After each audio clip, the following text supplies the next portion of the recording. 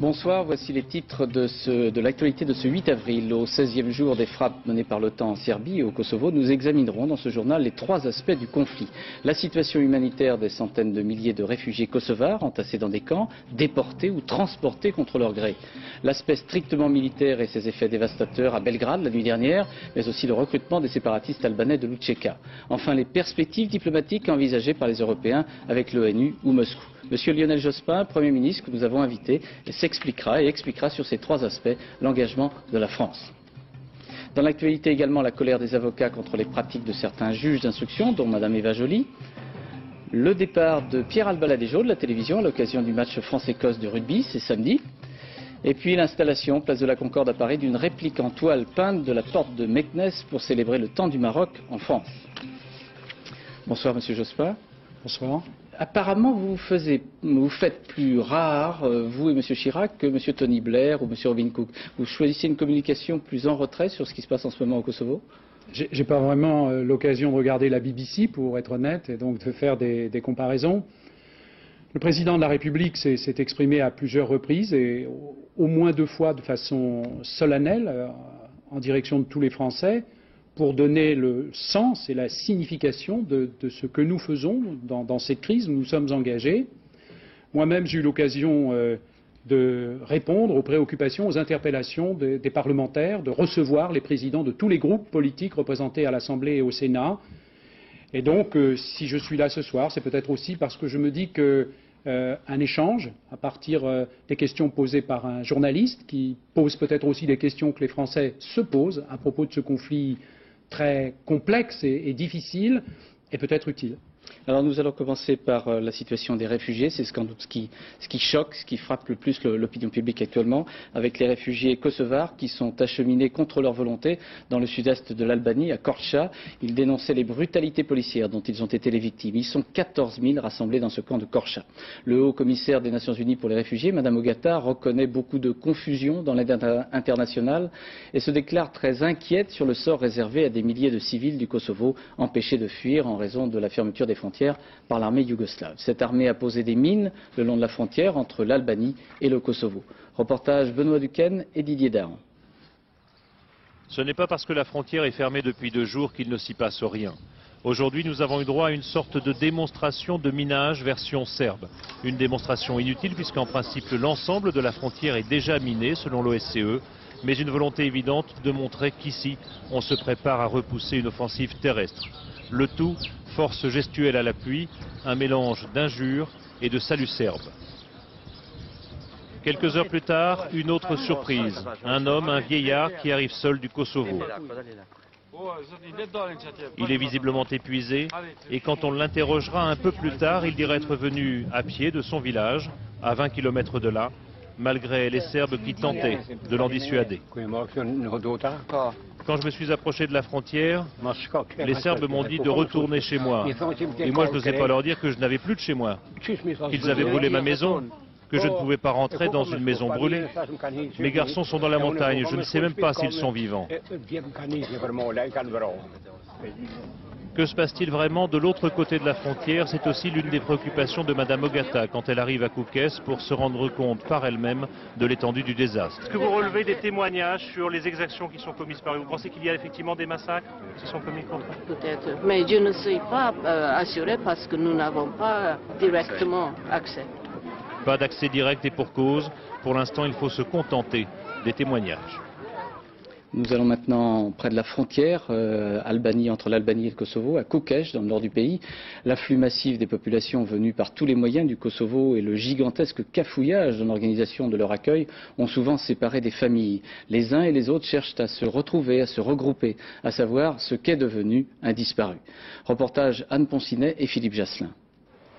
Avant l'exode, il n'y avait qu'une ligne téléphonique internationale à la poste de Koukes.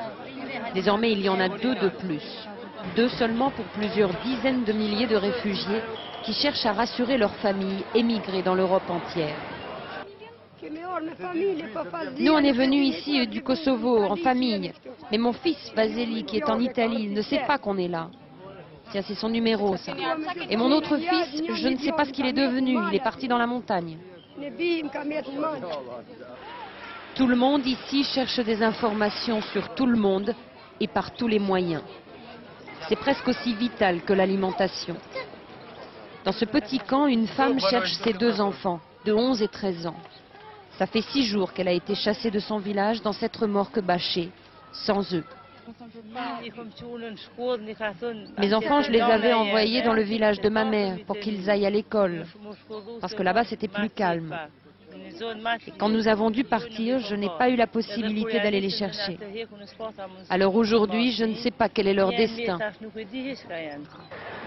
Elle est donc allée à la radio de Koukesh pour tenter de faire passer un message. Toute la journée, les réfugiés viennent ici rédiger de petites dépêches qui sont ensuite lues à l'antenne, donnant ou demandant des nouvelles d'un père, d'une mère. D'autres listes de noms sont lues sur plusieurs radios internationales d'expression albanaise. Nous, Radio Koukesh, on émet sur la ville et sa région, mais aussi au-delà, sur le territoire du Kosovo. Et quand le téléphone ou la radio ne suffisent plus, alors il reste le bouche à oreille et le système D. Aujourd'hui, dans les rues de la ville, circulait une camionnette bleue, avec placé sous le pare-brise cet écriteau « Je cherche la famille » de Jair Kotori. Un appel au hasard dans la foule traumatisée des réfugiés de Koukesh. Alors Benoît Duquesne, vous avez vous-même côtoyé beaucoup de ces réfugiés. Quels sont les témoignages que vous avez pu recueillir ce soir ? Écoutez, il faut bien comprendre qu'il y a maintenant une espèce de collecte systématique qui est organisée justement de ces différents témoignages. C'est le cas par exemple par Médecins du Monde qui s'associe pour cela à une organisation humanitaire. C'est le cas aussi pour l'OSCE qui le faisait de façon artisanale jusqu'il y a peu et qui maintenant va le faire avec une 60aine d'enquêteurs. Et puis il y a aussi ici des gens du tribunal criminel international qui cherchent aussi à collecter tous ces témoignages. Nous l'avons fait à notre niveau aussi. Et c'est vrai que ce qui ressort généralement de tout cela, c'est que tous ces témoignages sont concordants, circonstanciés. On a trouvé des personnes qui directement avaient assisté à des choses, qu'il y a des exactions, des atrocités commises de façon souvent systématique par les Serbes. Maintenant, il est bien sûr trop tôt pour dire quelle est l'étendue de ce massacre. Alors Benoît, concernant la pose de mines de la part de l'armée serbe à la frontière, là aussi vous avez confirmation ? Alors il y a ces images qu'on vous a montrées, et puis il faut bien comprendre qu'on est un petit peu devant une espèce de trou noir ici en face du Kosovo, dont ne sortent de temps en temps que quelques personnes. Alors par exemple de témoignages, hier après-midi, il y a un homme qui est sorti, là aussi tout seul, qui est arrivé et qui a dit 2 choses. Il a dit d'abord, j'ai vu des colonnes de chars serbes assez importantes. Et il a dit ensuite, j'ai vu aussi une immense colonne de véhicules, de tracteurs, de voitures abandonnées, dont certains avaient été brûlés, comme si on avait dit aux Serbes, aux Kosovars qui s'y trouvaient et qui voulaient fuir le pays, que maintenant ils devaient tout laisser là et rentrer chez eux. Donc on s'interroge beaucoup sur ce que prépare, ce que fait actuellement Milosevic, et tout semble montrer, si c'est la logique, qu'il se prépare à faire face à une offensive terrestre et qu'il s'arme, entre guillemets, avec des Kosovars comme bouclier humain. Merci Benoît. À la frontière de la Macédoine, c'est l'inverse. Les postes frontières ont été ouverts, mais tout se fait dans une sorte de marchandage sordide. Les réfugiés sont piégés, coincés depuis plusieurs jours, et très rares sont ceux qui arrivent à se sortir de cette nasse tenue par les Serbes. Reportage Valérie Fourniou et Frédéric Pasquette. Piégés dans la nasse du No Man's Land, plus de 3000 réfugiés du Kosovo attendent encore de passer en Macédoine. Cela dure depuis 8 jours. Quand les Serbes ferment la frontière, les Macédoniens l'ouvrent. Et inversement. Résultat, 3 personnes malades ont pu passer hier, moins de 10 aujourd'hui. Comme le conducteur de cette voiture qui a fui Pristina. Je suis très fatigué. J'ai faim. J'ai besoin de dormir. Cela fait 6 nuits que je ne dors pas. Elle vient d'apprendre qu'elle va retrouver son père. Épuisé, fatigué, mais vivant. C'est vraiment très difficile de rentrer en Macédoine par ce poste frontière. Les Macédoniens ont pourtant signé la Convention internationale de 1951 qui les oblige à recevoir les réfugiés sur leur territoire. Coincés entre 2 frontières, ces réfugiés ont même dû hier rebrousser chemin. La moitié de la colonne est retournée au Kosovo hier, parce qu'on leur a dit que la frontière était fermée. La nuit dernière, la police a dit que c'était fini. et qu'il fallait faire demi-tour. Les gens du côté Kosovo, l'équivalent de 400 voitures sont partis. En fait, 30% de la colonne est repartie hier pour Pristina. C'est un bras de fer politique sordide qui se joue ici entre les Serbes et les Macédoniens, car au milieu il s'agit de femmes, d'hommes et d'enfants qui n'ont qu'une idée en tête, survivre. Parmi les réfugiés transportés vers des pays d'accueil en Europe, voici l'exemple de ce qui s'est passé depuis hier soir en Allemagne. En Bavière, non loin de Nuremberg, 630 Kosovars bénéficient du statut de réfugiés de guerre. Reportage Olivier Lerner et Jürgen Domowski. Ce sont les femmes de la police allemande qui accueillent les réfugiés comme pour les rassurer. Ils sont plus de 600 Kosovars derrière ces barreaux. Nuremberg, ce n'est pas la prison, mais ce n'est pas la liberté totale non plus. Ils ont le statut de réfugiés de guerre civile qui leur donne un permis de séjour de 3 mois. Sans argent, sans rien ou presque rien, la Croix-Rouge est là pour parer aux plus pressés. Ils apportent du pain, des vêtements, des jouets. Mais de l'autre côté du rideau de fer, c'est encore mieux. Ce sont d'anciens réfugiés qui tendent la main aux nouveaux venus. Ils viennent parler et pleurer ensemble pour évacuer ces derniers jours de cauchemar. On n'entre pas dans leur nouvel appartement pour les écouter, comme pour nous rappeler qu'ils n'ont plus de maison. Témoigner, rapporter les faits dans leurs moindres détails, c'est d'abord la préoccupation des adultes. Mais des enfants sont là aussi. Jeunes ou vieux, lorsqu'ils parlent des Serbes, c'est la haine qu'on perçoit. Ce HLM, réservé d'ordinaire aux demandeurs d'asile, reste inaccessible aux Allemands qui d'ailleurs ne cherchent pas à s'en approcher. La guerre au Kosovo réveille ici de vieux et de mauvais souvenirs. Cela n'empêche pas les dons d'affluer de toutes parts. La Croix-Rouge allemande n'a jamais été aussi riche. Des vêtements par milliers, de l'argent par millions et des centaines de propositions d'hébergement. Les Allemands ne restent pas bras croisés devant les réfugiés du Kosovo qu'ils accueillent depuis 24 heures et font preuve de la sorte d'un formidable élan de solidarité. Alors difficile de chiffrer exactement le nombre de personnes ainsi déplacées, déportées. Le Haut Commissariat aux réfugiés évoquait jusqu'à 900 000 femmes, enfants et beaucoup moins d'hommes. Nous avons voulu avec Éric Monnier reprendre ces voix de réfugiés que nous ont rapportées depuis plus de 2 semaines l'ensemble de nos envoyés spéciaux en Albanie ou en Macédoine. Des larmes, mais peu de cris. La fatigue après une longue marche ou la résignation de ceux qui ont dû céder à la force et fuir leur maison. Les témoignages de ces réfugiés se ressemblent. Ils parlent d'une politique, d'une méthode utilisée par les milices serbes, celle de la terreur. Je ne sais pas quoi dire, on a beaucoup souffert. Ils nous ont chassés, bombardés, on courait. Vous ne savez pas ce qu'on a souffert, ce sont les Serbes, ils nous ont chassés. Ils en ont tué 83 ou 84. Tout est détruit, tout est fini.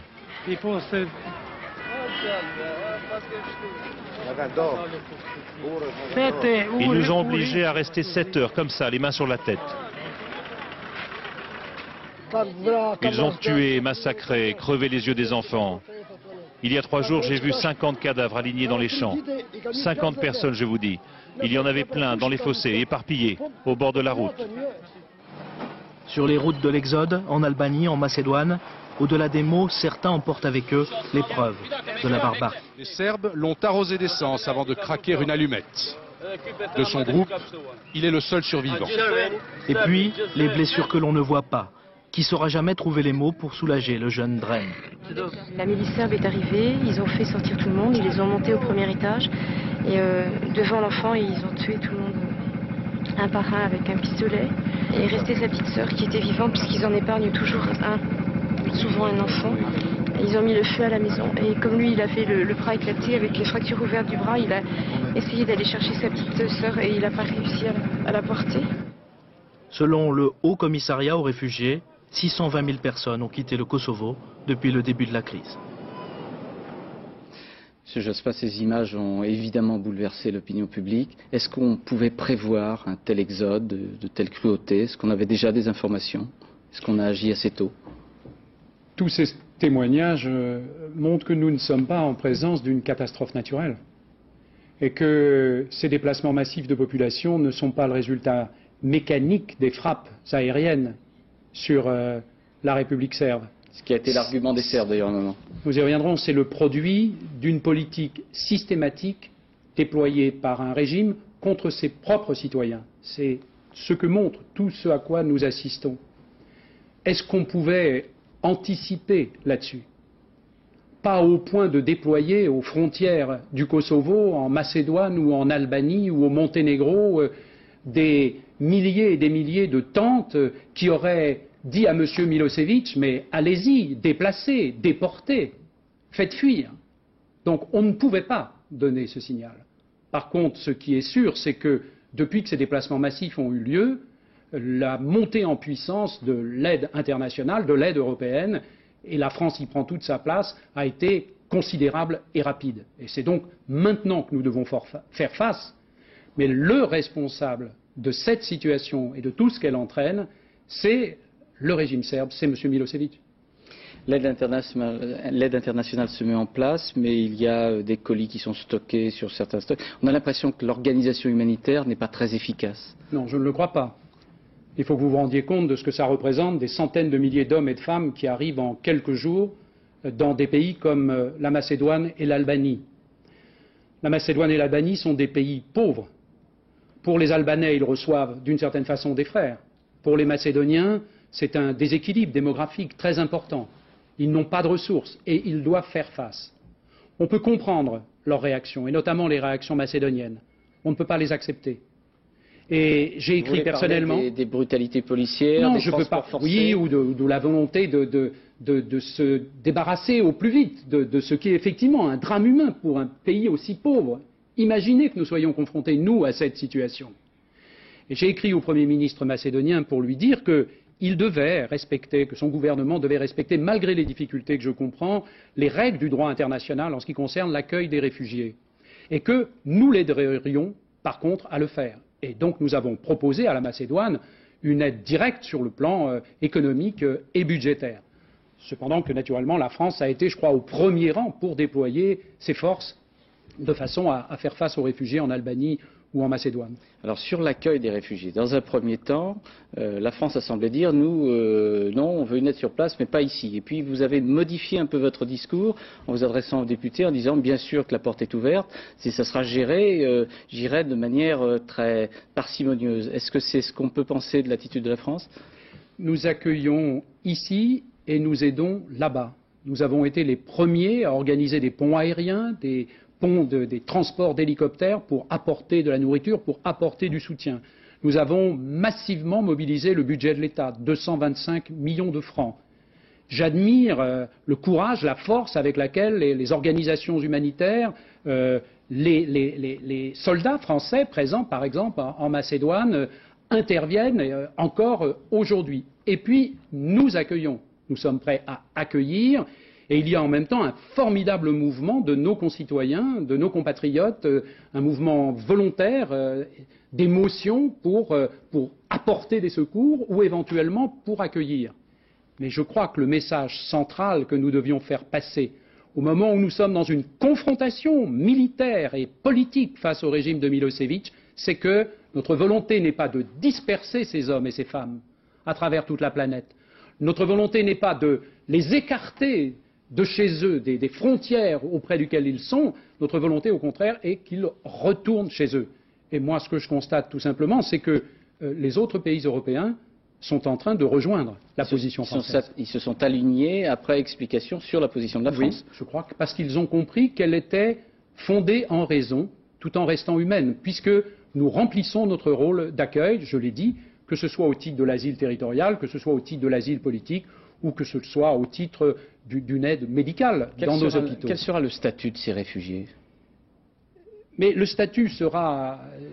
Si par exemple, des hommes, des femmes, des enfants sont accueillis par des familles françaises. Et à cet égard, je voudrais dire que comme nous sentons au gouvernement qu'il y a un mouvement d'accueil formidable, nous sommes en train de mettre en place ce qui va permettre d'accueillir ces personnes. Et je voudrais vous donner ici 2 numéros verts. Ouais, on va les afficher là. Très bien. Donc, le premier qui est un numéro d'accueil des réfugiés, à partir de 20 heures, à partir de maintenant, on peut commencer à appeler ce numéro 0800 845 800 de façon à ce que les familles qui veuillent accueillir des réfugiés qui viendront avec une autorisation provisoire de séjour avant de revenir dans leur pays quand on leur a réouvert les portes du Kosovo de façon à ce qu'ils puissent être accueillis. Et puis il y a un autre numéro vert pour que continue à s'affirmer la solidarité avec le Kosovo sous forme d'aide matérielle, d'aide en produits ou d'aide financière. Mais dans votre idée, il n'est pas question qu'il y ait une installation qui dure. C'est-à-dire l'idée, c'est qu'ils puissent retourner dans leur pays. Non, ça c'est la vision d'ensemble. Nous n'avons pas l'intention d'accepter le fait accompli de la politique que conduit M. Milosevic pour chasser du Kosovo des hommes et des femmes qui y sont nés, qui y sont depuis des générations et qui sont des citoyens encore aujourd'hui de la République fédérale de Yougoslavie. Mais naturellement, nous en accueillerons avec le statut de réfugiés, c'est-à-dire au titre du droit d'asile politique, ceux qui sont pourchassés par un État, ou au nom du droit d'asile territorial pour ceux qui sont simplement devant des violences qui ne sont pas forcément organisées par un État. On le fera généreusement parce qu'il y a peu de statuts de réfugiés qui sont accordés. L'année dernière, il y en a eu 4000 en moins que d'habitude. Enfin, ça s'est beaucoup ralenti. On sera généreux dans cet accueil, oui, officiellement. Naturellement, nous serons généreux dans cet accueil, mais n'oubliez pas une chose, vous l'avez vu, ces hommes et ces femmes qui refusaient de partir, qu'on mettait de force dans des cars, qu'on séparait de leurs enfants. Nous avons dit que ce serait pour nous sur la base du volontariat. Nous voulons être sûrs que ces hommes et ces femmes, après avoir été presque déportés en quelque sorte, ne se trouvent pas en plus transférés de force. Ça me paraît absolument nécessaire. C'est pourquoi il faut agir massivement sur place et rouvrir par la confrontation militaire dans laquelle nous sommes les portes du Kosovo à ces hommes et à ces femmes. Monsieur le Premier ministre, avez-vous des informations sur le fait qu'un certain nombre de réfugiés sont retournés au Kosovo et seraient utilisés comme bouclier humain? Est-ce que vous avez des informations sur ce point? Il faut se méfier des formulations trop rapides, il faut se méfier aussi des rumeurs. Ce qui est vrai, c'est que plusieurs dizaines de milliers d'hommes et de femmes étaient à Blace, donc en Macédoine, qu'une partie a été transportée par les autorités macédoniennes en Albanie par un accord avec les Albanais et dans d'autres camps qui sont d'ailleurs tenus par des forces de l'OTAN et notamment par des Français et dans lesquels ils sont dans de bonnes conditions. Donc leur situation est précaire, elle est difficile, elle est dramatique, mais ces gens ne se sont pas volatilisés, nous savons où ils sont. Et puis on avait dit qu'il y avait une colonne immense de 20 ou 25 kilomètres de réfugiés qui étaient bloqués, alors au Kosovo et par les Serbes.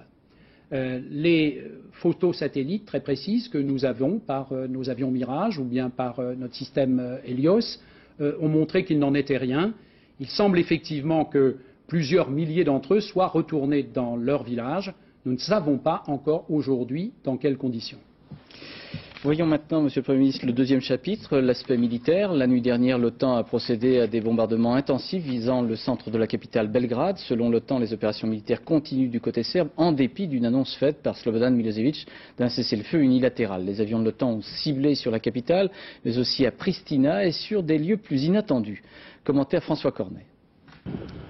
Ces images tournées la nuit dernière par la télévision serbe dans la montagne de Slatibor, à 200 km au sud-ouest de Belgrade, près de la frontière bosniaque, illustrent toute l'ambiguïté de cette guerre. Les avions de l'OTAN ont tiré plusieurs missiles sur Tornik, une paisible station de ski qui a été en grande partie détruite. Pourquoi? L'OTAN reste muette sur cette question. Mais une chose est sûre, cette frappe n'est pas gratuite. Il faut savoir que ces montagnes sont truffées de caches souterraines datant de l'époque de Tito. Certaines renferment des armes, d'autres des moyens militaires plus importants comme des pièces d'artillerie ou des blindés. Tornik n'est pas le seul exemple des nouveaux raids de l'Alliance contre des cibles civiles. Ce hameau, dans la montagne de Kadinjača, en Serbie centrale, a également été bombardé, sans doute pour les mêmes raisons. Dans la même région, ce village de Ćuprija a lui aussi essuyé des tirs de missiles ou de roquettes. Un dépôt de carburant pour machines agricoles a été touché. Là encore, ce n'était sans doute pas la seule cible à détruire, mais à Bruxelles, l'état-major de l'Alliance n'a fait aucun commentaire. Alors que l'OTAN a entamé la nuit dernière sa troisième semaine de frappe, le centre de Belgrade a de nouveau été bombardé.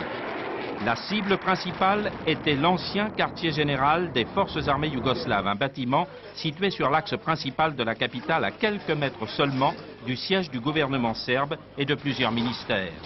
Dès le déclenchement de l'alerte, les Belgradois sont sortis spontanément dans les rues au lieu de s'abriter dans les caves pour former un bouclier humain face aux avions de l'OTAN. Il faut dire qu'ils sont bien dopés par les clips de propagande diffusés par la télévision de Belgrade. Un exemple.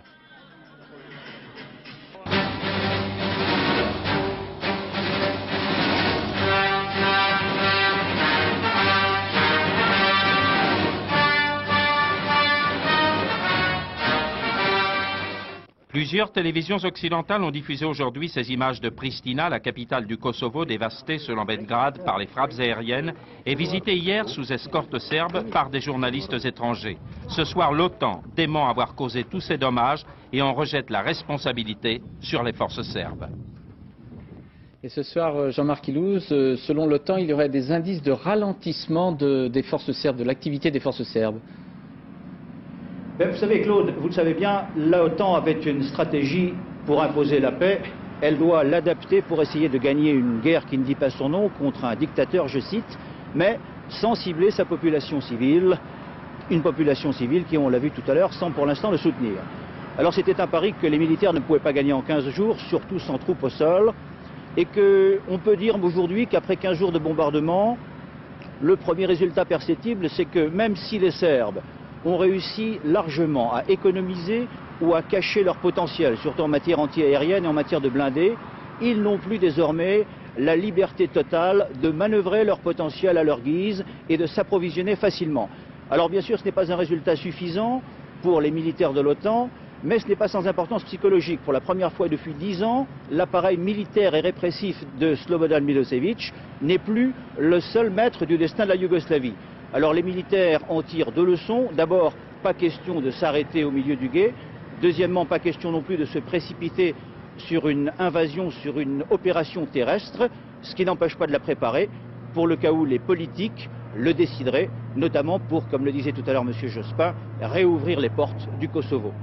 Merci Jean-Marc. S'agissant de l'affrontement militaire, il faut aussi s'intéresser à l'action de l'armée de libération du Kosovo, l'UÇK, qui apporterait son aide à l'OTAN pour la destruction de certains objectifs. Plusieurs de nos confrères français qui reviennent de la vallée de Rugovo, dans l'ouest du Kosovo, en témoignent pour le magazine Envoyé spécial qui sera diffusé ce soir après cette édition. Hervé Brugini et Philippe Deslandes, en suivant les réfugiés sur la route de l'exil, ont rencontré ces barrages de l'UÇK. Le chauffeur est à bout de force. En 5 jours, il a déjà parcouru 1600 km sur cette route infernale, soit 2 allers-retours entre la frontière et les villes albanaises. D'ailleurs, tout le monde ici est écrasé de fatigue. Les réfugiés viennent à peine de trouver un véhicule pour descendre de la montagne, que déjà s'annonce une nouvelle angoisse. Un barrage de l'UÇK, l'armée de libération du Kosovo. Ils sont là pour recruter les futurs combattants. Ici, en Albanie, leurs barrages sont multiples. Une armée, c'est un bien grand mot pour qualifier l'UÇK. Il serait 7000. En face, la force serbe est 5 fois plus nombreuse. Ce n'est qu'une mobilisation de fortune par la persuasion.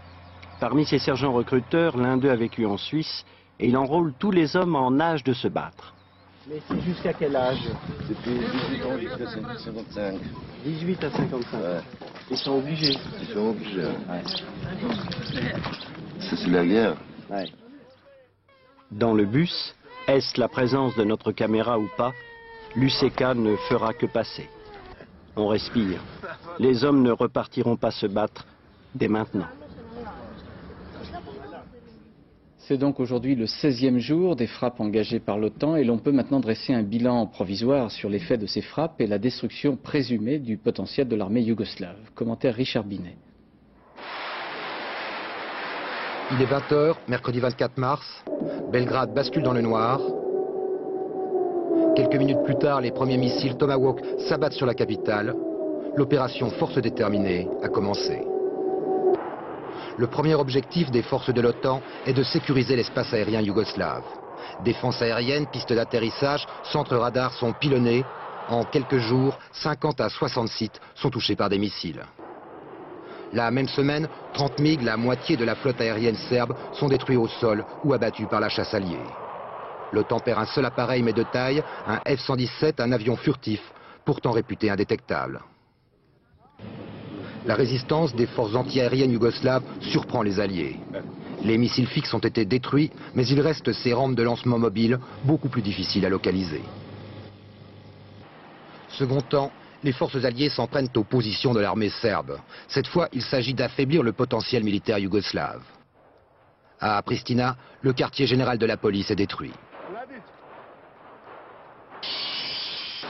Les raids de l'OTAN s'intensifient. Le 3 avril, un missile atteint le ministère de l'Intérieur en plein cœur de Belgrade. Une cible symbolique puisqu'elle touche les forces de répression directement impliquées dans le nettoyage ethnique engagés au Kosovo. Dans le même temps, l'OTAN concentre ses attaques sur des objectifs économiques et stratégiques civils. La raffinerie de Novi Sad, l'une des plus importantes du pays, est touchée. Objectif, priver la Serbie de carburant et stopper le transport des troupes et blindés yougoslaves. Au nord comme au sud, des ponts sont détruits. Il s'agit de couper les voies de communication, notamment vers le Kosovo, afin d'enrayer l'envoi de forces serbes vers Pristina. Il y a 4 jours, l'OTAN a haussé encore le ton. Pour la seule journée du 6 avril, l'Alliance a fait état de 469 sorties sur l'ensemble du territoire yougoslave. En Italie, à Aviano, le secrétaire américain à la Défense, M. William Cohen, rendait visite aujourd'hui aux pilotes de l'OTAN. Il a réaffirmé la volonté américaine d'écraser, je cite, la machine militaire serbe. Et puis dans ce chapitre militaire, il nous a semblé important ce soir de rappeler la composition de l'OTAN et de préciser ainsi la suprématie américaine dans les secteurs de l'armement et du renseignement. Explication Laurent Boussier. Des avions de guerre américains, encore des avions de guerre américains. Depuis 15 jours, ils sont omniprésents dans le ciel de Yougoslavie et sur les écrans de télévision du monde entier. À elles seules, ces images démontrent la supériorité numérique des États-Unis dans cette guerre. Les chiffres sont là. Sur 600 avions de l'OTAN engagés dans ce conflit, 350 sont américains, les autres environ 250 sont européens. Pourtant, ces chiffres ne révèlent qu'en partie la mainmise américaine sur cette crise. Dans les parties plus délicates, plus discrètes de ces opérations, le déséquilibre Europe-États-Unis est encore plus grand. Sur 45 satellites qui 24 heures sur 24 surveillent et écoutent le Kosovo, la Serbie et le Monténégro, 44 sont américains, un seul est européen. Avec ces satellites, leurs avions de reconnaissance U-2, leurs intruders de guerre électronique, les Américains contrôlent 80% des renseignements militaires opérationnels. Les Français, pourtant les plus engagés des Européens, ne représentent que 10% des avions, 10% des sources de renseignement, grâce entre autres à leur Transal Gabriel, à leurs drones, à leur Mirage 4P de reconnaissance. Mais les Français sont totalement absents de la haute hiérarchie de l'Alliance. Là, du général Wesley Clark, le commandant suprême à Bruxelles, au chef du CAOC, le centre de contrôle des opérations aériennes en Italie, tous les grands commandements sont entre les mains d'officiers généraux américains, avec c'est vrai, des adjoints européens. Dans cette crise, comme pendant la guerre de libération du Koweït, les Américains contrôlent le renseignement, maîtrisent l'information, fournissent la chaîne de commandement et partagent le travail sur le terrain. Alors sur cet aspect militaire, M. Jospin, c'est vrai que l'un des reproches qui est fait par ceux qui s'opposent à ces frappes, c'est de dire que nous sommes suivistes de la position américaine. Je voudrais faire une remarque d'abord que m'a inspiré le fait de regarder ces sujets qui ont été montrés. Les télévisions occidentales, c'est normal, c'est leur métier, c'est leur honneur, c'est leur philosophie de l'information, diffusent toutes les images, et notamment le résultat des frappes, par exemple sur Belgrade. À la télévision serbe, aucun Yougoslave, aucun Belgradois ne verra une image des exactions et des déplacements massifs de population. C'est la différence entre une démocratie et une dictature. Exactement. C'est d'ailleurs ce qui fonde notre force, mais il faut comprendre aussi, quand on dit que le peuple serbe est plus ou moins soudé, il ne sait rien, il est soumis simplement à la propagande. Vous savez, sur cette question du suivisme, nous avons décidé, les autorités françaises, le président de la République, le gouvernement et moi-même, de façon délibérée, mûrie, d'intervenir dans ce conflit. Et pourquoi l'avons-nous fait? Pourquoi y a-t-il les frappes? Tout simplement parce que l'issue diplomatique n'avait pas débouché. Vous savez que la France, avec l'initiative prise pour les négociations à Rambouillet, le travail d'Hubert Védrine, a joué un rôle fondamental pour essayer de trouver une issue diplomatique. Depuis un an, M. Milosevic n'a pas bougé d'un pouce. Et par ailleurs, toutes les informations montrent que le programme visant à chasser les Kosovars, à terroriser cette partie de la République fédérale de Yougoslavie avait commencé avant les frappes. Alors, c'est de façon déterminée et délibérée que nous sommes intervenus dans ce conflit. Nous ne suivons pas, la France n'a pas l'habitude de suivre, elle a l'habitude d'assumer ses propres responsabilités et elle l'a fait dans cette alliance. Alors la question qu'on doit sans arrêt vous poser, c'est ça va durer combien de temps? Eh bien, cela durera jusqu'à ce que ce soit totalement efficace. Je pense d'ailleurs que nous portons des coups de plus en plus durs sur l'appareil militaire et répressif de M. Milosevic, car je rappelle que le but de ces frappes, ça n'est pas de mener une guerre contre la Serbie. Il n'y a pas un but de guerre qui serait la domination ou le démembrement de la République fédérale de Yougoslavie, ou qui serait la domination. Les buts de guerre de ces opérations, c'est la paix. C'est le retour à une situation pacifique au Kosovo, un Kosovo pluriethnique et démocratique. Et c'est pourquoi nous avons centré la logique des frappes sur les moyens militaires et de répression de la République serbe. Nous avons d'abord frappé les centres de commandement, nous avons frappé la capacité de tenir l'espace aérien, nous avons ensuite touché les moyens logistiques et nous concentrons de plus en plus nos feux sur les forces directement, les forces de répression, en particulier au Kosovo. Mais peut-on atteindre ces buts en bombardant uniquement, ce qu'il ne faudra pas aller à ce que l'on a refusé de dire jusqu'à présent, c'est-à-dire l'engagement de forces terrestres? Je crois que la politique que nous conduisons, les moyens que nous utilisons, sont ceux qui sont adaptés à la situation, qu'il y ait à terme, dans le cadre d'un règlement politique et diplomatique, la nécessité d'interposer une force au Kosovo, et que cette force ait besoin, compte tenu des caractéristiques de cette région, d'être puissamment armée, est une chose. Mais que l'on pose dès maintenant la question d'une intervention au sol me paraît tout à fait prématuré. Mais la force d'interposition, elle se mettra en place dans les semaines qui viennent, assez rapidement. Vous souhaitez qu'elle se mette en place? Mais nous n'en sommes pas là. Nous devons d'abord créer les conditions pour que cela soit possible. Ça renvoie à la recherche d'une issue politique et diplomatique. Pour le moment, nous voulons porter à M. Milosevic des coups tels que sa détermination chancelle et qu'il se dise que pour lui, le jeu n'en veut pas la chandelle. C'est pour la première fois que ce régime serbe est frappé durement dans ce qui sont ses soubassements, c'est-à-dire des soubassements militaires, policiers et répressifs. Et c'est un changement fondamental. Mais dès maintenant, vous sentez des signes de fléchissement, vous, des autorités serbes? Vous pensez qu'ils commencent à réfléchir ou pas? Eh bien, déjà, nous avons constaté que M. Milosevic, dont les observateurs disaient qu'il était inflexible, déterminé, a été obligé d'avancer l'idée d'un cessez-le-feu. Ce qui veut dire que lui-même se rend compte qu'il a besoin de gagner du temps, besoin de desserrer la pression, ou même qu'il s'interroge. Et il a raison de s'interroger, car la Serbie isolée, la Serbie sans amis et sans alliés, il y a sans doute une solidarité slave avec la Russie, mais il n'y a pas un accord avec la politique de M. Milosevic du côté des Russes. Cette Serbie isolée ne pourra pas résister. Et le problème est de savoir les coups que ce pays, une fois encore, à cause de l'absurdité du comportement de son chef, va subir. Est-ce que l'un des buts inavoués, ce n'est pas d'éliminer M. Milosevic? Moi, je ne pose pas le problème en ces termes. Un chef de gouvernement ne peut pas fixer comme but à des actions l'élimination physique d'un chef d'État. Ce que sera le sort de M. Milosevic, nous le verrons. Je pense de toute façon qu'il sera battu. Je pense qu'un jour, son peuple se retournera contre lui. Je pense qu'il aura certainement à rendre compte devant l'histoire, et peut-être devant d'autres instances. Mais ce qui m'intéresse, moi, c'est à la fois par l'utilisation de la force, mais par la volonté de montrer qu'il y a un chemin vers une issue.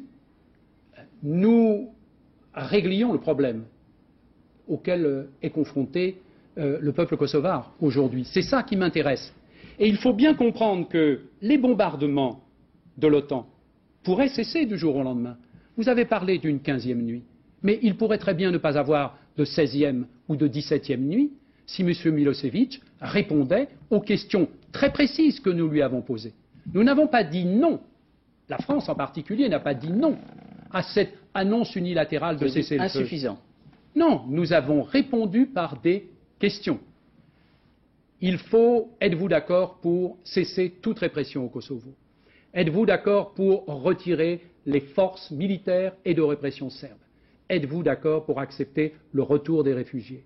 Êtes-vous d'accord pour reprendre le chemin d'une négociation pour une issue politique? Êtes-vous d'accord pour qu'une garantie internationale sur le terrain soit là pour assurer la paix au Kosovo? Il suffit que M. Milosevic réponde à ces questions que toute l'opinion internationale considère comme naturelles, humaines, pour que la guerre cesse. Alors voyons maintenant le troisième chapitre, et pour apprécier ce qui a été fait diplomatiquement et envisager ce qui pourra l'être, nous avons choisi avec Gérard Griesbeck de rappeler quelques-unes des initiatives diplomatiques prises en vain depuis plusieurs mois, notamment lors des discussions à huis clos à Rambouillet avec les délégations kosovares et serbes. Fin février, puis à la mi-mars, à Rambouillet, puis à Paris, les diplomates échouent à obtenir un accord entre les belligérants pour une autonomie du Kosovo. Finalement, seule la délégation albanaise signe, les Serbes refusent, malgré les menaces de représailles militaires. Bill Clinton annonce la guerre le 24 mars. Avec l'OTAN, l'Amérique prend les choses en main, l'ONU est mise sur la touche. Opposée à la guerre, la Russie gèle sa coopération avec l'Alliance Atlantique. 6 jours plus tard, le Premier ministre russe, Evgeny Primakov, rencontre à Belgrade le président yougoslave. Slobodan Milosevic se dit prêt à réduire ses forces au Kosovo une fois qu'auront cessé les raids. À Bonn, Evgeny Primakov rend compte de sa visite au chancelier allemand Gerhard Schröder, qui préside l'Union européenne. C'est un échec. L'OTAN rejette l'offre de la Serbie. La deuxième médiation sera faite par le Vatican. Son ministre des Affaires étrangères, Monseigneur Torrent, fait le voyage à Belgrade. Il réclame une trêve à l'OTAN et l'arrêt des combats au Kosovo. Mardi dernier, le gouvernement serbe décrète un cessez-le-feu unilatéral au Kosovo et propose à Ibrahim Rugova, leader albanais modéré, un accord pour une autonomie de la province. L'OTAN rejette la trêve, jugée insuffisante. Le soir même, Jacques Chirac intervient à la télévision. L'action menée par Milosevic ne triomphera pas. La barbarie ne peut avoir le dernier mot. La justice doit passer et les criminels devront rendre des comptes. L'OTAN met 5 conditions à l'arrêt de la guerre. Le cessez-le-feu, le retrait des troupes serbes du Kosovo, le retour des réfugiés, des négociations pour une autonomie de la province et le déploiement d'une force internationale. Mais l'objectif n'est-il pas aujourd'hui de chasser le président yougoslave? Monsieur Jospin, par quel canal diplomatique pouvez-vous agir maintenant? Est-ce que c'est le canal de Moscou, des Russes, en les remettant dans une négociation G8, ou est-ce que c'est le canal de l'ONU, par exemple, avec M. Kofi Annan, qui disait encore aujourd'hui que l'ONU avait connu des défaillances dans cette situation? Les Russes peuvent jouer un rôle important. Ils étaient d'ailleurs membres, et ils sont toujours membres du groupe de contact qui s'est efforcé de trouver une solution politique au problème du Kosovo. Ils avaient d'ailleurs un négociateur, de même qu'il y avait un négociateur américain et un négociateur européen. Et nous souhaiterions même que la diplomatie russe et les autorités russes soient plus actives encore dans la recherche d'une solution. La position de la France n'est certainement pas de marginaliser les Russes, au contraire, d'espérer qu'ils vont jouer un rôle plus important dans la recherche d'une solution. Sur ce point, vous avez des contacts avec M. Primakov? Naturellement, vous savez peut-être que le secrétaire général du Quai d'Orsay est à Moscou aujourd'hui, que les contacts sont réguliers entre le ministre des Affaires étrangères français et le ministre des Affaires étrangères russe, que des contacts au téléphone ont lieu entre les principales autorités des deux États, notamment entre les deux présidents, et à travers une série d'instances qui se sont réunies, comme le groupe de contact au niveau des directeurs politiques, ou que ce soit le G8, les mêmes plus le Canada et le Japon, nous espérons faire en sorte que les Russes jouent un rôle dans la recherche d'une solution. La question de l'Organisation des Nations Unies est une question plus vaste, c'est même une question de principe. L'Organisation des Nations Unies est l'organisation des États, de la communauté internationale, fondée à dire le droit, fondée à autoriser le recours à la force pour la résolution des conflits. Ça n'a pas été le cas, là. Ça n'a pas été le cas. Nous aurions préféré agir, décider dans le cadre des Nations Unies. Mais le Conseil de sécurité ne pouvait pas obtenir de M. Milosevic qu'il renonce à ses plans. Et nous savions très bien que nous nous serions heurtés, en l'espèce, à un veto russe ou à un veto chinois. Et sauf à accepter l'inacceptable, sauf à accepter la barbarie dont parlait le président il y a un instant, sauf à déclarer notre impuissance, nous ne pouvions pas malheureusement passer par ce cadre. Ce qui ne veut pas dire que l'Organisation des Nations Unies ne doit pas retrouver tout son rôle, ne doit pas avoir une action centrale dans la recherche du règlement du conflit, parce que nous frappons pour revenir à la paix.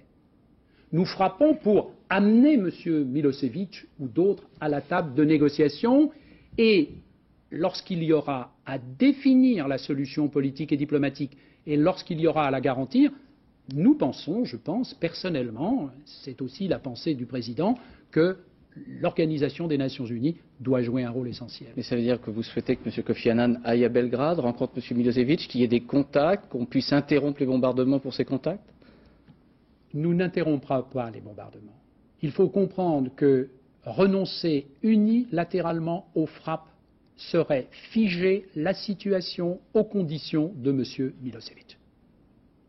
Ce serait une faute majeure, militaire sans doute, mais aussi politique et devant l'histoire, que de le faire.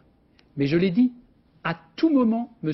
Milosevic peut obtenir la fin des frappes. Il suffit qu'il réponde aux conditions honorables qui sont proposées. Alors, je n'ai pas à dire à M. Kofi Annan ce qu'il doit faire. Je l'ai eu au téléphone il y a 2 jours, et nous en avons parlé. Je lui ai dit que pour la France, le cadre des Nations Unies restait un cadre essentiel. C'est à lui de prendre les initiatives qu'il croit utiles et possibles de prendre aujourd'hui. Monsieur Jospin, qu'est-ce que vous pensez de l'idée d'une partition du Kosovo qui pourrait donc mettre les Albanais du Kosovo dans une partie, sud notamment, et puis dans le nord qui resterait serbe? Est-ce que vous êtes favorable à cette idée? La position du gouvernement français, la position de nos alliés aujourd'hui reste celle d'affirmer l'autonomie, une autonomie substantielle, avons-nous dit, il faut définir les pouvoirs, du Kosovo dans une république fédérale de Yougoslavie qui garderait l'intégrité de ses frontières, ce qui prouve bien que nous n'avons pas pour objectif de démembrer la république de Yougoslavie ou d'affaiblir les Serbes en tant que Serbes ou en tant que peuple.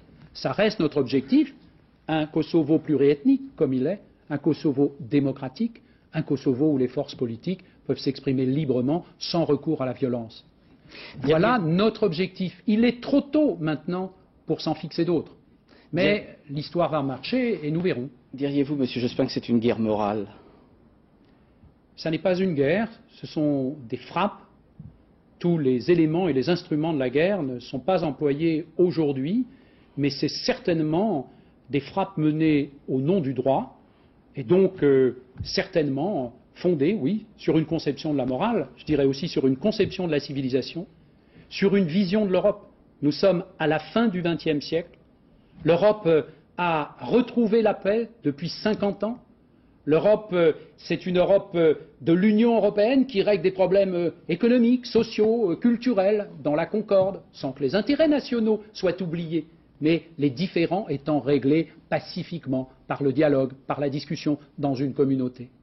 Vers cette communauté, l'Union européenne, une série de pays de l'Europe de l'Est, qui ont été de l'autre côté du rideau de fer, qui ont connu le totalitarisme, font mouvement vers nous.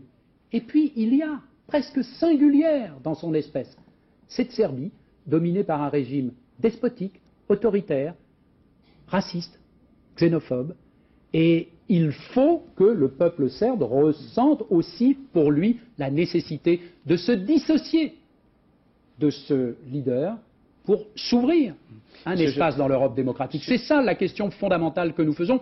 Alors oui, je crois que nous agissons au nom d'une morale, je dirais même au nom d'une philosophie et d'une conception de la civilisation. Depuis le début de ce journal, je remarque que vous dites Monsieur Milosevic. C'est un effet de vocabulaire, mais on avait noté que le président de la République disait Milosevic. Ça n'a pas d'importance. Ce qui m'importe, c'est que nous trouvions de quoi régler le problème du Kosovo. C'est ça qui me préoccupe. Et donc, je ne sais pas qui sera notre interlocuteur pour le faire. Il faudra en trouver un. Il faudra quelqu'un pour négocier. Il faudra quelqu'un pour discuter. Et puis ce quelqu'un sera dépassé et ce quelqu'un sera aussi jugé. Monsieur Jospin, comme Monsieur D'Alema, d'autres d'autres responsables, chefs de gouvernement, chefs d'État d'Europe, ou je pense aussi à M. Solana. Vous êtes socialiste, vous avez peut-être défilé pour des mouvements pacifistes. Ça doit être un petit peu difficile pour vous de vous retrouver chef de gouvernement d'un pays qui est, entre guillemets, en guerre, non? Oui, c'est difficile, bien sûr, parce que participer à des prises de décision collectives dans l'Alliance Atlantique, définir avec le président de la République ce que nous acceptons, ce que nous n'acceptons pas, par exemple dans le choix des cibles et des frappes, est une décision lourde.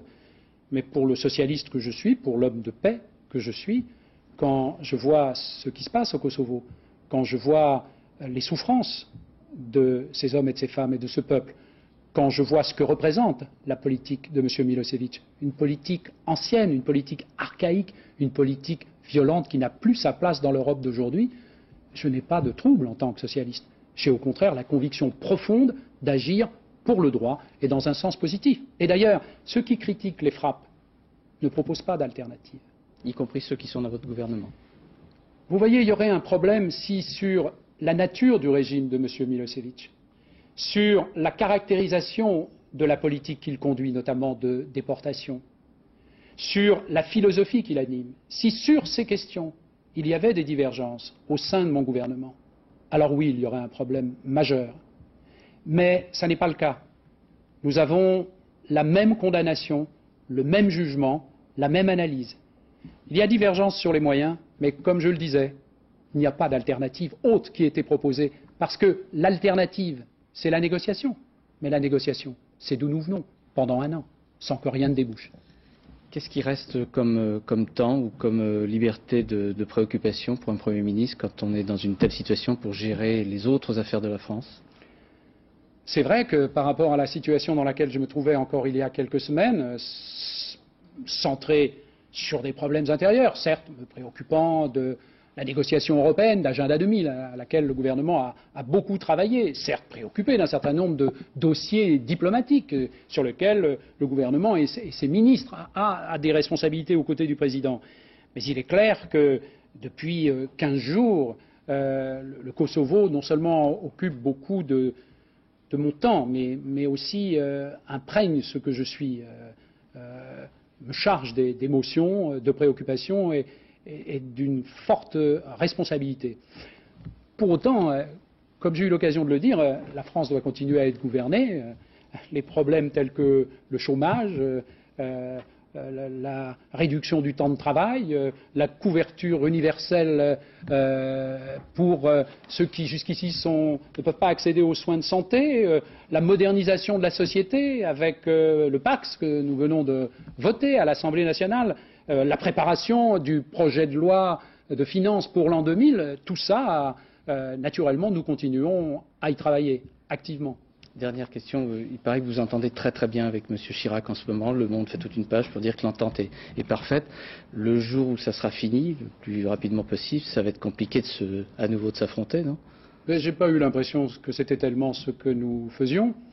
Ce que nous sommes en train de démontrer face à cette crise du Kosovo, et les Français montrent une maturité, une expérience, un sens de l'histoire formidable, c'est que c'est le débat qui permet l'unité, que c'est aussi à travers les différences et les divergences qu'on affirme le fait d'appartenir à un même peuple et à une même nation.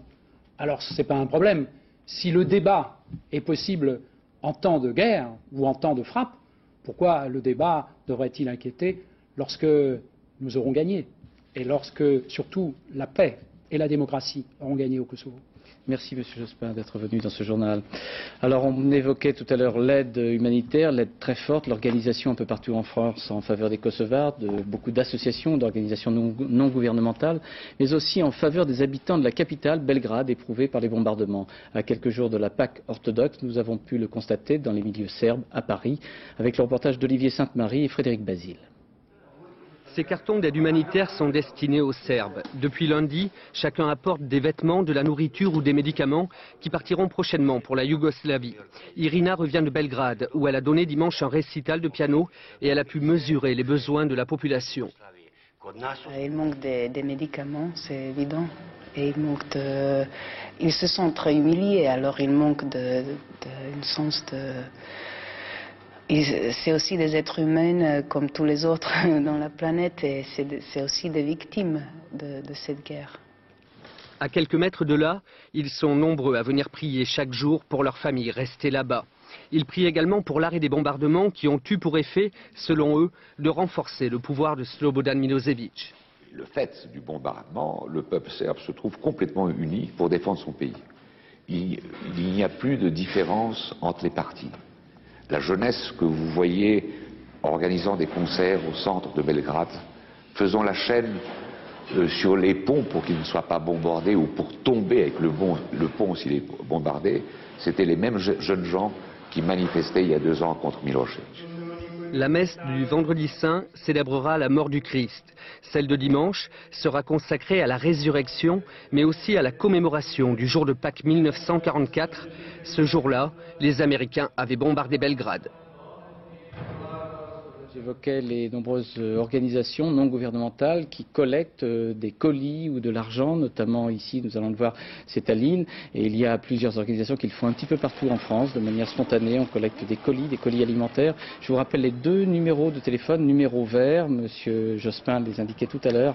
Ils viennent d'être mis en place. Envoi de colis, donc c'est ce premier numéro, et accueil de réfugiés, c'est le 2e numéro. Si vous voulez donc aider les réfugiés kosovars, on peut signaler des comptes bancaires spéciaux également, et la mobilisation des grandes organisations non gouvernementales. Tous ces renseignements, c'est sur Internet ou sur le Minitel France 2. Le Conseil de l'ordre des avocats manifeste fermement sa contestation des méthodes de certains juges d'instruction, dont Mme Eva Joly en charge du dossier Elf. Et c'est toute une polémique qui enfle entre magistrats instructeurs et avocats au nom du respect des droits de la défense. Rappel des origines de ce conflit avec Olivier Caroff, Fanny Auvergne et Christophe Vignal. 26 janvier dernier, 4 juges d'instruction perquisitionnent en même temps ce cabinet d'avocats. 2 des juges enquêtent sur la MNEF. Éric Turcon fut l'avocat de cette mutuelle. Il est mis en examen dans cette affaire. Mais 2 autres juges, Eva Joly et Laurence Wisniewski, s'intéressent aussi à Éric Turcon, parce qu'il est l'avocat d'Alfred Sirvin, l'ancien numéro 2 d'Elf, un homme aujourd'hui en fuite. On a fouillé dans les mémoires des ordinateurs, on a fouillé dans les mémoires des fax, on a fouillé dans la mémoire de mon portable, on a fouillé dans mon fichier d'adresse, on a fouillé également le bureau de mon épouse, ainsi que les ordinateurs de mes enfants âgés de 5 ans et 7 ans. Mais les juges cherchaient quoi? Il était clair que les juges cherchaient chez moi la piste d'Alfred Sirvin. Éric Turcon décide de poursuivre Eva Joly en justice pour violation du secret professionnel. Vendredi dernier, elle réplique. Sans les avocats, dit-elle, il n'y aurait pas de blanchiment d'argent. Eva Joly s'appuie notamment sur un rapport du GAFI. Ce groupe d'experts est chargé par le ministère de l'économie d'analyser les mécanismes du blanchiment. Selon le rapport, les comptables, avocats et agents de création de sociétés apparaissent toujours plus souvent dans les enquêtes anti-blanchiment. Chez les avocats, c'est le tollé. Hier, le barreau de Paris demandait des sanctions contre Eva Joly. Cet après-midi, les représentants d'avocats de toute la France ont exigé à leur tour la saisine du Conseil supérieur de la magistrature. Pour eux, c'est une atteinte de trop à l'honneur de la profession. Les écoutes téléphoniques se multiplient. Les interdictions d'exercice professionnel sur notre profession se multiplient. Il y a là toute une série d'éléments qui nous inquiètent. Une polémique à laquelle Elisabeth Guigou, le ministre de la Justice, a décidé de mettre fin. Elle a refusé ce soir de saisir le Conseil supérieur de la magistrature sur le cas d'Eva Joly. De nouvelles normes de sécurité ont été présentées par le ministre des Transports, Jean-Claude Guesso, aujourd'hui pour le passage des camions dans le tunnel du Fréjus entre la France et l'Italie. Après la catastrophe du tunnel du Mont-Blanc, M. Guesso veut réduire la vitesse et la fréquentation des camions. Le trafic sera ainsi limité dans le sens France-Italie à 140 poids lourds à l'heure. La Banque centrale européenne a décidé d'abaisser d'1 demi-point à 2,50% son principal taux directeur. Cette baisse attendue est quand même plus importante que prévu et pourrait ainsi faciliter la croissance. La suspicion de listeria sur des lots de camembert est combattue par la fromagerie Le Petit à Saint-Maclou dans le Calvados. L'entreprise a joué porte ouverte aujourd'hui, tandis que d'autres fromageries contestaient les analyses sur un autre fromage, le maroilles. Mais les problèmes ne sont pas finis pour les fromageries qui utilisent le lait cru, car de nouvelles enquêtes pourraient bien les inquiéter. Reportage Cécile Aspe et Alain Poirier. Opération communication. Par groupe de 10 à 15 personnes, le public visite la fromagerie Le Petit. Loose des charlottes obligatoires. Ici, la priorité, c'est la sécurité alimentaire. 70 000 contrôles par an sont effectués dans l'usine pour débusquer les bactéries comme la listeria. Le public, beaucoup de personnes âgées venues en voisin de tout le Calvados. Il y a danger ou il n'y a pas danger? Non, je crois pas. Vous allez manger encore du camembert? J'en mange pas beaucoup, moi rarement, mais enfin c'est pas ça qui m'empêcherait d'en manger. Vous savez, nous on mange toujours du fromage, il est toujours bon. Cette affaire de listeria coûte cher à la marque Le Petit. Les ventes de camembert ont baissé de 50%. Mais une nouvelle affaire éclate. Cette fois-ci, c'est un taux anormal de salmonelle qui a été trouvé dans un fromage. Le travail consiste toujours, lorsque nous avons un doute sur une production, en permanence de le retirer du marché. Ce sont des choses auxquelles nous sommes habitués une fois par an en général. Il n'y a pas pour nous d'étonnement. 25 000 camemberts ont été retirés de la vente, soit un tiers de la production quotidienne. Mais ces produits sont sans danger pour l'organisme. Décidément, les producteurs de fromage au lait cru ont bien du mal à concilier le risque zéro exigé par les normes européennes et le mode de fabrication de leur fromage où les bactéries sont essentielles. Sport, rugby, samedi, l'équipe de France rencontre l'Écosse pour le tournoi des 5 nations. Alors nous y reviendrons plus longuement dans les éditions à venir, mais pour ce soir, nous avons choisi de saluer affectueusement Pierre Albaladejo. Depuis 1975 sur Antenne 2, puis France 2, aux côtés de Roger Coudert et de Pierre Salviac, il nous a fait partager son enthousiasme. Samedi, il commentera à la télévision sur France 2 pour la dernière fois un match du tournoi des 5 nations. Reportage Christelle Bertrand et André Germain. C'est le quart de finale de Coupe Samedi, d'Europe. Bala, comme tout le monde l'appelle, va poser la dernière pierre de sa carrière de consultant. La télé c'est fini, mais le rugby, c'est toute sa vie. Je parle de ce jeu depuis tellement longtemps que des gens me disent « Mais vous avez joué, vous, à ce jeu ?» Alors ça me vexe un petit peu. Je dis rien, je le garde pour moi. Pierre Albaladejo, à gauche, a d'abord eu une vraie carrière de rugbyman international. 10 ans en équipe de France et un premier surnom avec l'équipe de Dax, Monsieur Drop. Et Dax mène maintenant 8-5. J'ai arrêté de jouer relativement jeune parce que je voulais voir grandir mes enfants. Et puis Maurice Siegel, qui était le patron d'Europe 1 à l'époque, ne m'a pas laissé le temps de respirer. Il avait dit à ses journalistes au service des sports, Albaladejo, le jour où il arrête, vous lui sautez dessus, vous me l'amenez. Pendant 7 ans à la radio, Albaladejo passe devant la caméra en 1968 avec Roger Coudert. 10 ans de complicité et d'imprévu. Après Coudert, Bala va travailler avec un autre Pierre. Salviac et Albaladejo ont commenté ensemble pendant 14 ans. Rendre l'antenne après 500 matchs et 25 ans de service, ça fait toujours quelque chose. Je ne regrette pas d'avoir pris la décision et j'irai jusqu'au bout. Je tiendrai le coup, mais ceci étant, j'aurai le cœur gros. 45 ans jour pour jour après avoir commencé sa carrière de joueur, Pierre Albaladejo sort de la mêlée. Après France-Écosse, Bala va pouvoir commencer sa 3e mi-temps. C'est l'année du Maroc et différentes manifestations sont organisées. Dernière en date à Paris sur la place de la Concorde, devant le Jardin des Tuileries, une réplique en toile peinte de la célèbre porte de Meknès sera dressée, 15 mètres de haut, 40 mètres de large, et le tout pour célébrer le temps du Maroc. Reportage Marie-Josée Jouan et Bernard Ronflet. La célèbre porte Bab el-Mansour de Meknès, entre l'obélisque et le jardin des Tuileries, c'est ce qu'ont pu découvrir ce matin les Parisiens.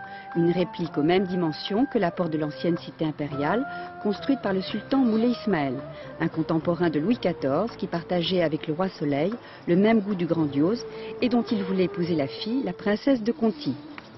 Comme une illusion d'étoffe brochée qu'on aurait tendue sur de vieilles pierres, disait Loti. Une idée reprise par Catherine Fèvre, artiste peintre, spécialiste du trompe-l'œil, pour réaliser la réplique de Bab el-Mansour. La peindre sur une toile monumentale de 3000 m². Réquisitionnée pour l'occasion, la salle des fêtes de Meknès a accueilli les 40 artisans marocains chargés de reproduire le décor de la porte. Entrelacs par entrelacs, 2500 motifs différents, au total 700 kg de bâches envoyées à Paris pour recouvrir la structure en taille réelle préparée par des architectes français. Et on ne sait pas dans quel sens elle a été pliée. Il n'y a pas de mode d'emploi là. Ah si, il suffit de regarder, les êtes intelligents. Nous sommes en train d'installer les remparts qui ceinturent la porte et qui l'encadrent et qui se forme en fait l'écrin qui va mettre en valeur les décors.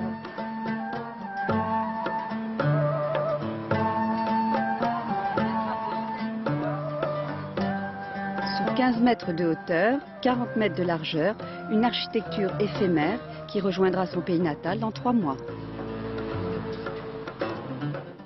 Nous arrivons à la fin de ce journal exceptionnellement long en raison de la présence sur ce plateau il y a quelques minutes du Premier ministre, M. Lionel Jospin. M. Jospin a longuement évoqué l'actualité des frappes de l'OTAN au Kosovo et M. Jospin a confirmé que ces frappes ne s'arrêteront pas tant que M. Milosevic ne sera pas battu. Nous n'interromprons pas les bombardements. Il faut comprendre que renoncer unilatéralement aux frappes serait figer la situation aux conditions de M. Milosevic. Ce serait une faute majeure, militaire sans doute, mais aussi politique et devant l'histoire, que de le faire. Mais je l'ai dit, à tout moment, M. Milosevic peut obtenir la fin des frappes. Il suffit qu'il réponde aux conditions honorables qui sont proposées. Ce que sera le sort de M. Milosevic, nous le verrons. Je pense de toute façon qu'il sera battu. Je pense qu'un jour, son peuple se retournera contre lui. Je pense qu'il aura certainement à rendre compte devant l'histoire et peut-être devant d'autres instances. Et puis concernant la situation des centaines de milliers de réfugiés, des Albanais du Kosovo, que ce soit en Macédoine ou en Albanie, comme ici, on en est après les frappes, pendant que se déroule le 16e jour de frappes, les Albanais tentent d'être réorganisés, réorientés dans certains camps, mieux gérés, notamment par les armées et les militaires ou les organisations non gouvernementales, que ce soit en Albanie ou au Kosovo. Madame Mogata, que l'on a vu, la haut-commissaire aux réfugiés, est venue rendre visite. Les frappes ont continué, la dernière 15e nuit de frappe, avec des cibles notamment dans le centre de Belgrade, à Pristina, mais aussi tout ce qui est voie de communication et de transmission d'informations. Les frappes vont continuer ce soir encore. On attend de nouvelles alertes aériennes à Belgrade cette nuit.